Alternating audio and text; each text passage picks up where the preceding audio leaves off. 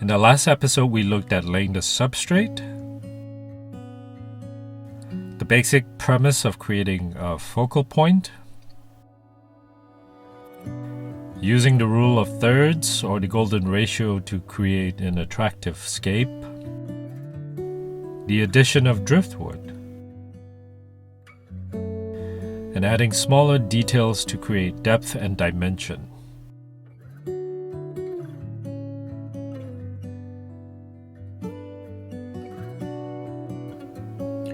So today we're going to go into adding finishing touches as well as my decision-making processes on how I designed my hardscape.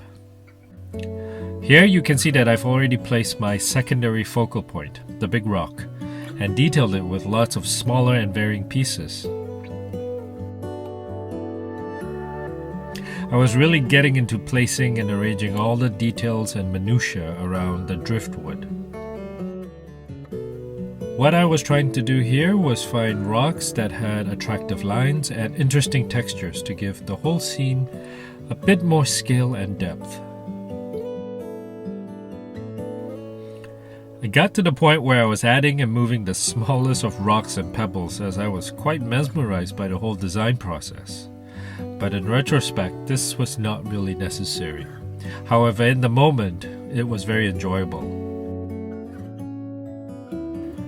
As you can see, I also had a lot of smaller branches that I added to give it a much more naturalistic look and feel, and trying my best to create a scene of nature. However, after planting, I realized that cleaning the tank became quite tricky because of all the smaller branches. And furthermore, the large mystery snails also seem to get caught in them every so often. So in the end, I removed most of them. However, don't let this discourage you from making your hardscape look good. Just know that most of it will be covered by the plants.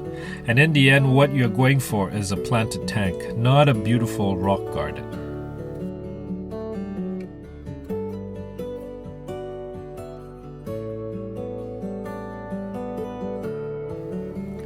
So fast forward a couple of weeks later, after staring at my hardscape, I realized that I did not like the big rock on the right. I just felt that it was disproportionate and kind of out of place. I had also gone to my local fish store and found a beautiful piece of rock for cheap. I immediately knew that this was the one for the aquarium. So I went through the process of rescaping the area on the right to fit in with my new rock. I went through my entire collection to find the smaller rocks that best complemented the big one in terms of line, color, and texture.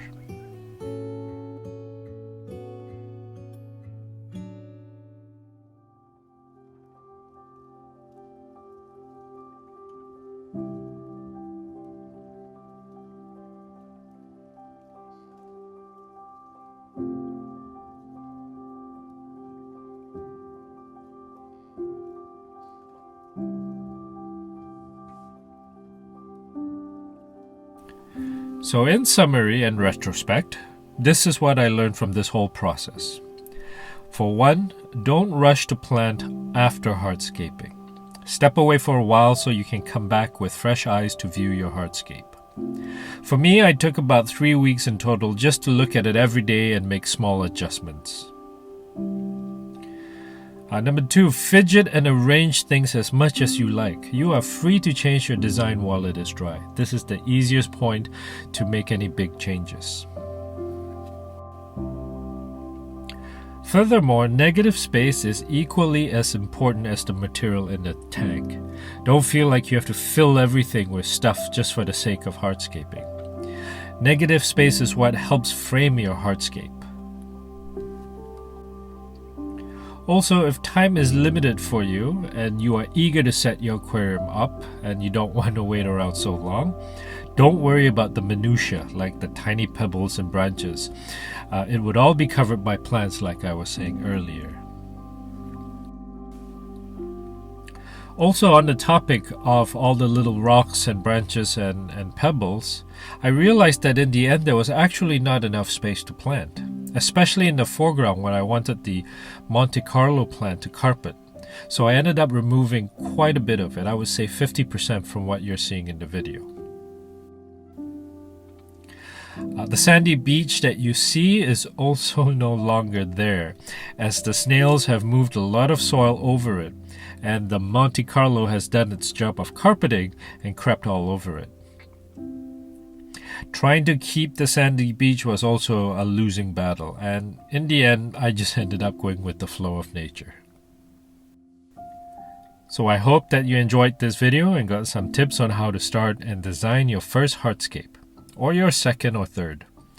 If you already have an aquarium, what did you find your initial hardscaping challenges were? Let me know in the comments. So thanks so much for watching. Your likes and subs is always appreciated, and your comments will be read and replied to. Stay tuned for the next video, which will be planting. Cheers everyone.